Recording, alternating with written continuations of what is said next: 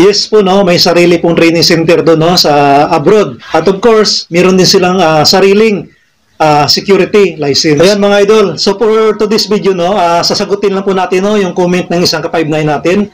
So ang tanong niya dito mga idol, no, sir, may training pa ba sa abroad o pwede na gamitin ang security license dito sa Pilipinas para sa ibang bansa? So yung sagot dito mga idol, yes po, no, may sarili pong training center doon, no, sa abroad or doon sa UAE. At of course, meron din silang sariling security license. Kaya kailangan po natin mag-training kahit na ISO license man yung license mo dito or SG, kailangan po natin mag-training doon.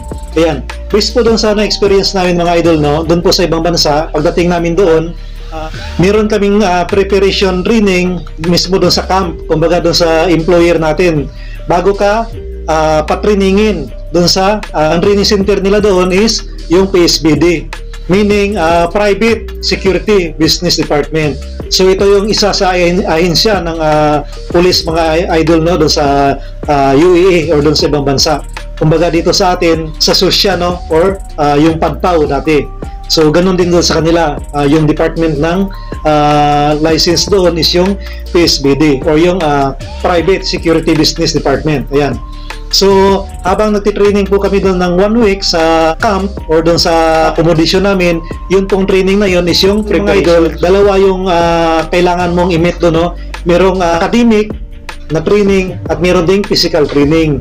So 1 week mo yung gugunuin mga idol, no? Kaya piniprepared kayo doon sa accommodation, no, or doon sa camp ng employer bago kayo isalang doon sa PSBD para makakuha ng security license.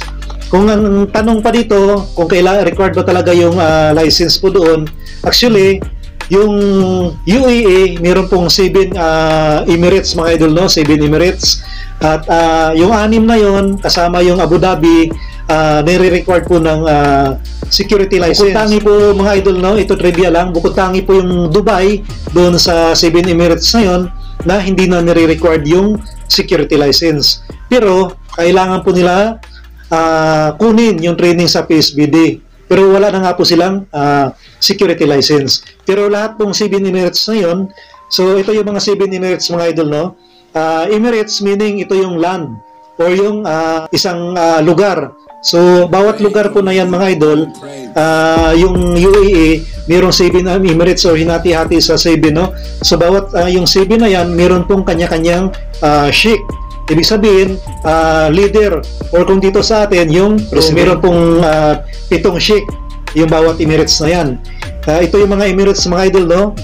Abu Dhabi, Umal, Sharjah, Ras Al Khaimah, Fujairah, Ajman, at yung Dubai. So, sako po yan ng UAE.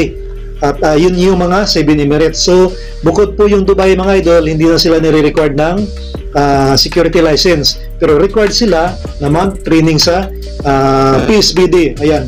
So, ulitin po natin, no, yung tanong kung required ba yung or kailangan pa bang mag-training o po kailangan natin mag-training doon. Kasi doon sa training, katulad dito sa atin, no, sa Pilipinas, doon po sasabihin yung mga rules and regulation po doon, no. And of course, mas maganda na yung mag-training dahil alam natin yung gagawin kapag pinusting tayo doon, no?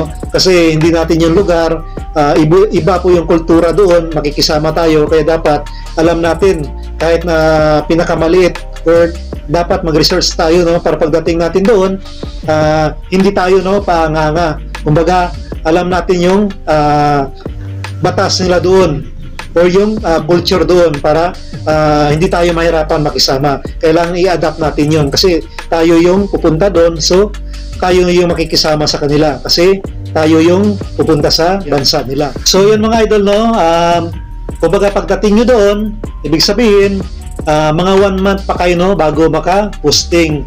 Pero pwede naman kayo dyan bigyan naman kayo doon ng mga extra na duty habang nag-antay kayo kasi meron din pong medical doon. So iba din po yung medical doon tsaka yung medical natin dito. Ayan, so para malinaw lang po mga idol, no. Kaya nga po, no, na lagi kong sinasabi dito sa mga video natin, kung gusto nyo po talaga na mag-apply or gusto nyo mag-abroad, i-prepare nyo yung sarili nyo, no. And of course, mag-ipon-ipon na kayo dahan-dahan para pagdating nyo doon, kasi pagdating doon hindi naman agad kayo maka-duty, no? Hindi agad kayo makasahod. So dapat yung pamilya nyo or yung maiwan nyo sa Pilipinas mayroong panggastos habang wala pa kayong sahod. At of course, kailangan nyo rin doon ng kunting pocket money. So doon naman mga idol, marami tayong mga kababayan doon, maraming makakatulong sa atin. Marami namang mga Pilipino doon, no? So hindi masyadong problema doon mga idol. Kasi sabihin natin na malayo tayo sa Pilipinas, malayo tayo sa pamilya natin, hindi ganong mahirap. Pero dito sa Pilipinas, kailangan may maiwan tayong pira sa pamilya natin para hindi naman sila mahirapan. So kung magkano ba yon, siguro tansyahin nyo na lang mga idol, no? Siguro pang 3 months na gastusin yung budget na iwanan nyo dito sa pamilya ninyo. Mas maganda na yun, no? Para advance. Ayan. Pero mga idol, habang nag-iipon kayo ng ng pang-iwan nyo dito, huwag nyo rin palampasin yung edad nyo. Bantayan nyo rin yung edad nyo. So siguro ma-advise ko, bago dapat kayo mag-35, makaalis na kayo, hindi yung palagpasin nyo na, kasi mahirap din yung kumpleto na tayo lahat-lahat, ready na tayo lahat-lahat, pero nakalimutan natin na yung edad natin is overage na, so hindi na tayo qualify. So kung meron pa kayong mga katanungan or clarification, please comment down below, no?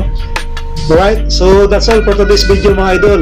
See you in our next video.